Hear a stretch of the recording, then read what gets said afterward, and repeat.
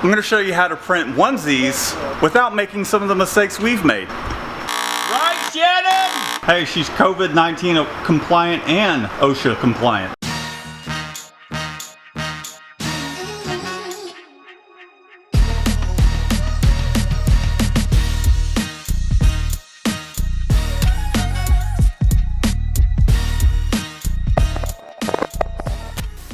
If you're new to the channel, be sure to subscribe. We're running off an order of some, I was about to say hoodies, but they're onesies. And the smallest pallet that we do have is this pallet here. Aside from printing it on a leg pallet, the art is 6 inches wide, which won't work on a leg pallet. So we're running this around the press in revolver mode. What, Shannon?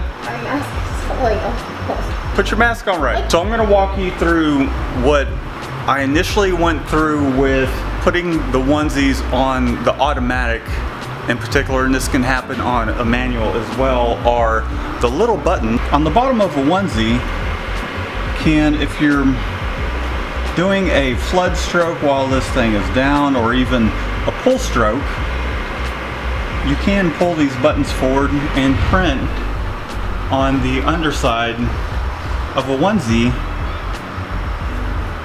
like so. Yeah, I'll help you with the onesie. The headgear. What's wrong? Perfect, you're compliant. Here's our pallet. We got our onesie with our laser lights here. If you don't have laser lights, it's okay. Just make a mental note of how far down it is from your pallet. You want to set your pallet up so that way you have the proper spacing from the top of the collar. With onesies, you're not going to do the 3-finger roll. It would be a little too far down. You might want to do a couple fingers because they are tinier bodies. I'm just lining this up and I'll show you how we're going about printing these. And you'll need to make a note whether you're on a manual or an automatic. This is going to work very similar.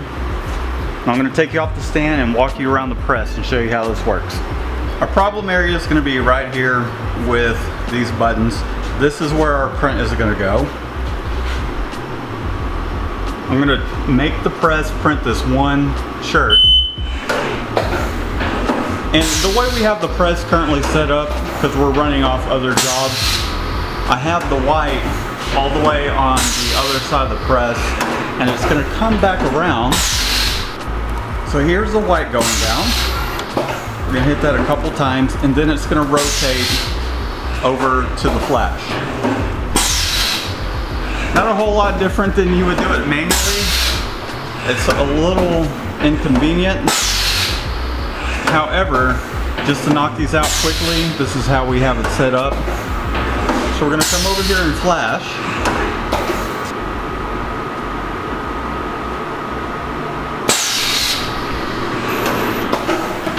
And we're hitting it with a flattening screen just to flatten down that white. And we're going to come over to the same screen. So if you're on a manual, you would just print flash is how this is working.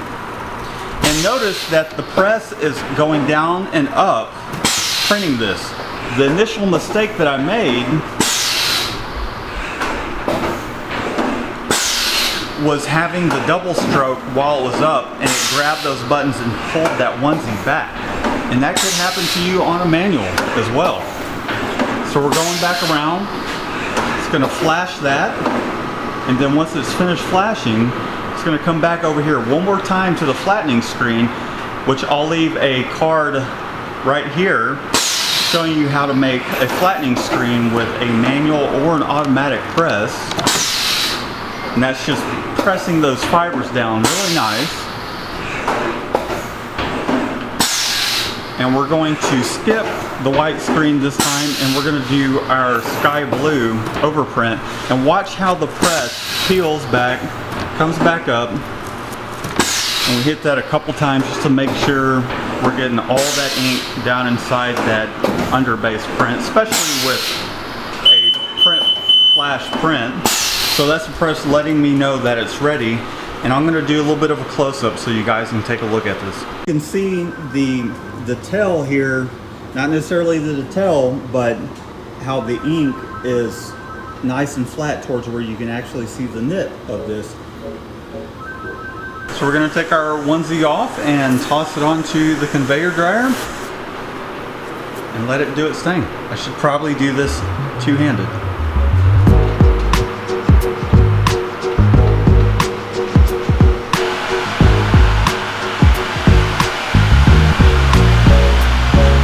There we go, we got some onesies printed. They're looking pretty awesome.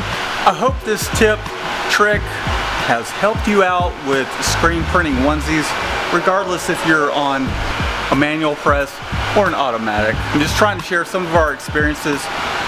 A little hiccup that we ran into, not a big deal. Shannon is able to blow that onesie out, is washing it as you hear the hair dryer back there. I don't know why she's using a hair dryer when we have a forced air dryer, but as always, we appreciate you guys tuning in. Be sure to subscribe if you haven't subscribed just yet. Give this video a thumbs up, it will help support the channel. Hit the bell notifications if you haven't just yet. We greatly appreciate it, and we'll see you in the next video.